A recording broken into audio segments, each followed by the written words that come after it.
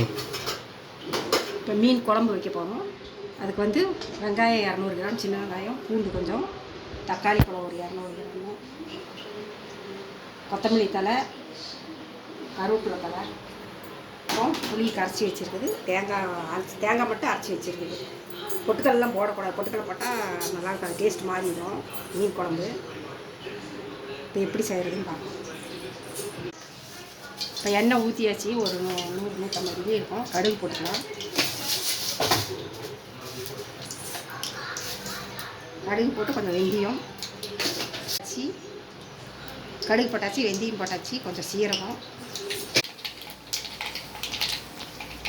கடுகு வெந்தயம் சீரகமெல்லாம் வெடிச்சிருச்சு பூண்டு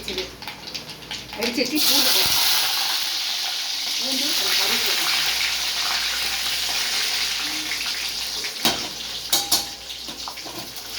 பூண்டு கொஞ்சம் வதக்கிட்டோம்.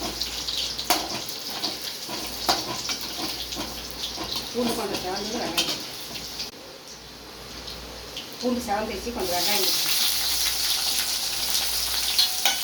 போட்டு வதக்கிட்டோம்.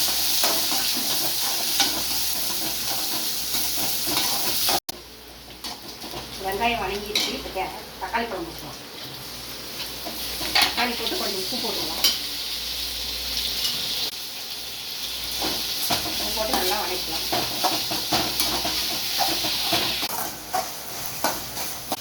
தக்காளி கொஞ்சம் வணங்கிடுச்சு. கொஞ்சம் மஞ்சள்தூள், மிளகாத்தூள் 2 ஸ்பூனு, மல்லித்தூள் ஒரு 3 ஸ்பூனு,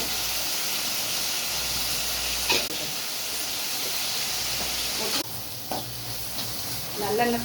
ஃபஸ்ட்டு நல்லெண்ணெய் ஊற்றணும். நல்லெண்ணெய் 100 மில்லி சக்கரை ஊற்றிட்டு கடுகு போட்டோம், வெந்தயம் போட்டோம், சீரகம் ஒன்று போட்டோம், அப்புறம் பூண்டு கருவேப்பிலையும் போட்டோம். அப்புறமேட்டு வெங்காயம், சின்ன வெங்காயம் ஒரு 200 கிராம், தக்காளி 200 கிராம் போட்டுச்சு. அப்புறம் மஞ்சள்தூள் கொஞ்சம், மிளகாத்தூள், மல்லித்தூள், வெங்காயத்தூள் கொஞ்சம் போட்டுட்டு வதங்க காட்டி புளி ஊற்றிக்கலாம். இஞ்சி பூண்டு கொஞ்சம் போட்டுக்கலாம். கொஞ்சமாக போட்டோம் போட்டு இப்போ வந்து வணங்கிடுச்செல்லாம் எண்ணெய் மேலே வந்துடுச்சு. இப்போ புளி ஊற்றிக்கலாம்.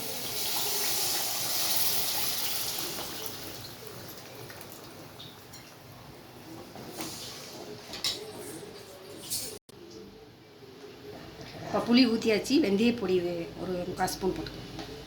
நல்லாயிருக்கும். இப்போ கொதிச்சிட்ருக்கு. புளி தண்ணி ஊற்றி கொதிச்சிட்ருக்கு. அடுத்து தேங்காய் போட்டு, தேங்காய் கொதிச்சோடனே மீன் தலையை போட்டுக்கலாம். குழம்போட தான் ரெடியாக.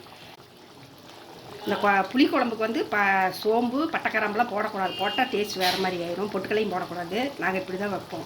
சோம்பெல்லாம் போடாமல் வெறும் இஞ்சி பூண்டு மட்டும் போட்டு வெங்காயம் தக்காளி புளி இதெல்லாம் கரைச்சி ஊற்றி தேங்காய் ஊற்றி வச்சுருவோம். பொட்டுக்கல்லாம் போட மாட்டோம். பட்டைக்கிராம்பு சோம்பெல்லாம் போடக்கூடாது.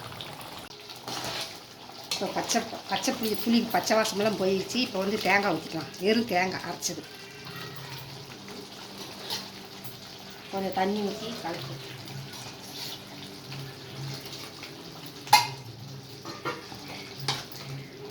கொதிச்ச உடனே மீன் தலையை போட்டுக்கலாம். மீன் தலை குழம்பு. குழம்பு நல்லா கொதிச்சிருச்சு. எல்லாம் தேங்காயெல்லாம் ஊற்றி குழம்பு நல்லா கொதிச்சிருச்சு. இப்போ மீன் தலையை போட்டுடலாம். தலை மட்டும்தான் போடுறோம் மீன் குழம்புக்கு. தலை மட்டும் போட்டு குழம்பு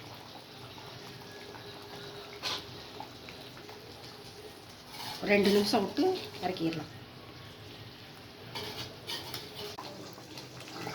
இப்போ மீன் தலை குழம்பு ரெடி ஆகிடுச்சு. சூப்பராக. இப்போ பாத்திரத்துக்கு மாற்றிக்கலாம். ஆஃப் பண்ணிடலாம் அடுப்பை. இப்போ பாருங்கள், மீன் குழம்பு தயாராகிடுச்சு. சூப்பராக இருக்கும். இந்த மாதிரி செஞ்சு பாருங்கள். இருங்க பாத்திரத்தில் மாற்றி காட்டுறேன். பாருங்கள், பாத்திரத்துக்கு மாற்றியாச்சு. தலை பாருங்கள் எப்படி இருக்குது. மீன் தலை மட்டும் போட்டு வச்ச குழம்பு. கொஞ்சம் கொத்தமல்லி தலை போட்டுக்கலாம். புளி ஊற்றுனதுக்கப்புறம் கொஞ்சம் 1/2 ஸ்பூன் வந்து வெந்தய பொடி போட்டுக்கிட்டிங்கன்னா குழம்பு நல்லா வாசமாக இருக்கும். நல்லா டேஸ்ட்டாக இருக்கும். இந்த மாதிரி செஞ்சு பாருங்கள். எப்படி இருக்குதுன்னு செஞ்சு பார்த்துட்டு லைக் பண்ணுங்கள், சப்ஸ்கிரைப் பண்ணுங்கள். சூப்பராக இருக்கும் அந்த குழம்பு. மீன் குழம்பு. பொட்டுக்கல்லாம் போடாதீங்க. பொட்டுக்கல்லை சோம்பு பட்டைக்கிராம்பெல்லாம் போடாமல் வச்சு பாருங்கள். இது டேஸ்ட்டாக இருக்கும். இந்த மாதிரி வச்சா. நாங்கள் அது போட மாட்டோம். நீங்கள் எப்படி இருக்குதுன்னு வச்சு பார்த்துட்டு சொல்லுங்கள்.